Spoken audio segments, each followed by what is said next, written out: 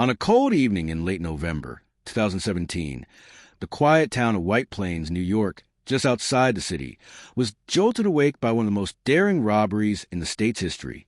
What began as an ordinary night quickly spiraled into a crime so audacious that it rattled not just the community, but the entire state government. The criminal's focus was Empire State Federal Credit Union, a mid-sized financial institution that held millions in cash reserves due to holiday transactions and payroll deposits. Unbeknownst to the public, the branch had received an unusually large transfer of funds just hours before the attack, intended for corporate clients and municipal payrolls. At exactly 9:42 p.m., surveillance footage captured three masked individuals dressed in black tactical gear pulling up in a stolen delivery van.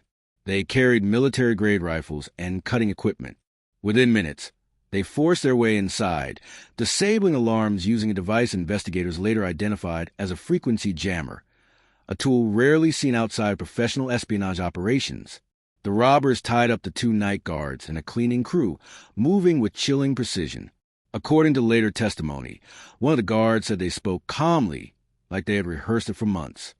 They bypassed the main vault door by cutting through its hinges with a portable plasma torch, equipment that suggested insider knowledge of the bank's security flaws. In less than 18 minutes, the crew made off with an estimated $14.8 million in cash and negotiable bonds, the largest single cash robbery in New York State outside of New York City proper. The group vanished into the night.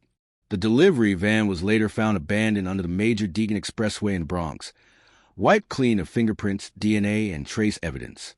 Detectives noted that the van had been stolen 2 weeks earlier, suggesting careful planning.